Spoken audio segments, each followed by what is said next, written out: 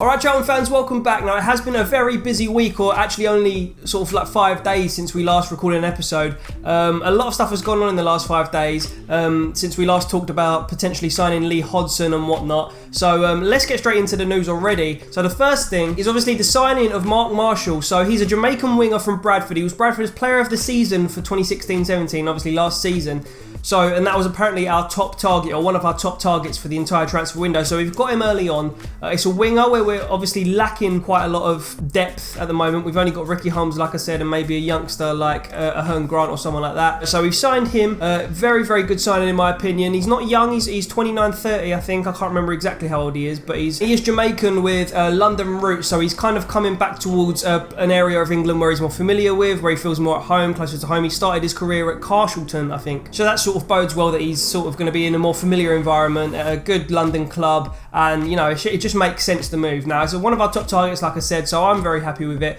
He did get a 2-year ban a few years ago for having an illegal substance. He failed a drugs test, but he's bounced back very well since then, and he's been in very good form. And obviously, like I said, last year he was Bradford's player of the season, so all good. I'm happy with that transfer. I think he's a big one. All I can say is that I hope he's not a replacement for potentially Holmes going to Sheffield United or something. Seems like Holmes is going to stay as well, but we've got a lot of time for things to change on that front. But like I said, good signing, very good, very happy, done deal, we're loving it. And then all of a sudden, like I think the next day or 2 days later, we get Tariqe Fosu from, I think I'm saying his name right, and we get him from Reading. Now he spent last season on loan at Colchester.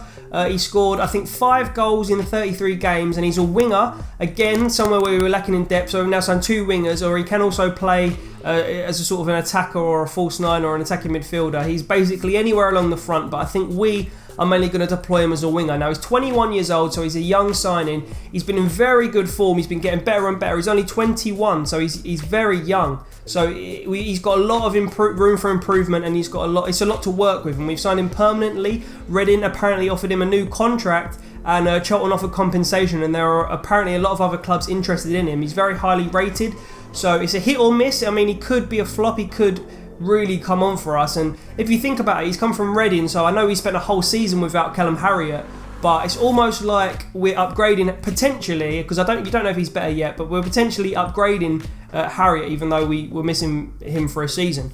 But I'm happy with that transfer. I want to see this guy down the valley. I want to see him play some games and see what he's all about. Apparently he's quite tricky, fast, skillful. So yeah, that's the kind of thing we need. We've lost Pataka. That was definitely an area we needed strengthening. So very happy with those 2 signings, and it looks like it's boding well for the future. Now, Jason Pearce has signed a new contract. I can't remember exactly who the club was, but I think it might have been a Championship club who was in for him. But we've signed a new contract. I mean, he signed a new contract with us, I should say.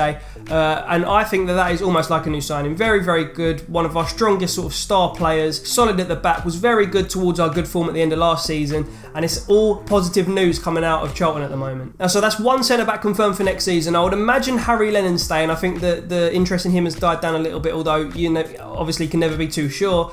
We've got 3 centre-backs at the moment. In Teixeira, who I think might leave.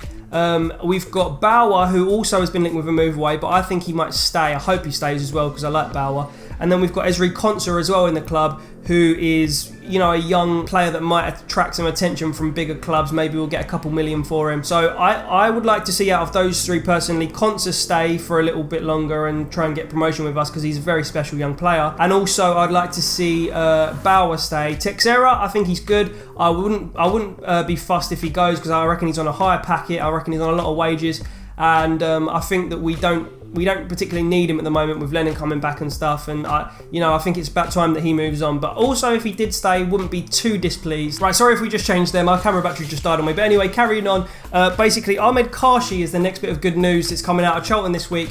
Apparently Alistair Thrush has gone to Qatar to see if Ahmed Kashi was progressing well with his injury, and Kashi is coming back to start the Ireland pre-season tour or whatever it is with the Charlton squad. So that could be like a fresh new signing. Him, and obviously also Richard Corley has said this week that we're still trying to sign one of our top targets, Ben Reeves from MK Dons. So if that materialises and we get Ahmed Kashi back to full fitness, that is our midfield sort of sorted. I would say sorted, probably. So if you think about it, you'd have Kashi, you'd have Jackson, you'd have Crofts in the sort of defensive department of midfield, you'd have Forster-Caskey, Aribo and Reeves in the attacking sort of more forefronted Is that a word? Don't know. But the more attacking-minded midfielders. And then you'd also have Ezri Konsa, who is a sort of versatile centre-back, centre midfielder who could also do a job in that department if injuries were particularly bad or cup games. And we could also bring some youth through, whatever. I think that would be a nice little well-rounded midfield six there, especially if we're playing 4-3-3. It's like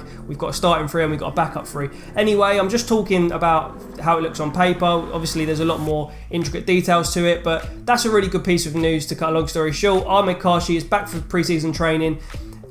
Robinson thinks he's good. He's seen 4 or 5 games. Hasn't met him yet, but hopefully if it all goes well, Kashi will stay. Kashi will play for us next season and be a part of our promotion campaign. Now, while these signings are sort of at the moment saying like, yeah, we're going to be pushing for promotion, we're going to be one of the elites in the league next year, we have to wait and see what happens with outgoings and for the rest of the transfer window. Now, while these transfers are very good for us and they sort of boding well, they're sort of saying we are a team that is challenging for promotion this season. Ben Reeves isn't confirmed yet, by the way, but the other transfers I'm talking about, we have to wait for the outgoings to see who's going to leave, to see if we're going to lose any of our big players. Holmes, Bauer, Konsa, Texera I wouldn't be too unhappy with, like I said earlier, but you know, if these kinds of players leave, we need replacements in.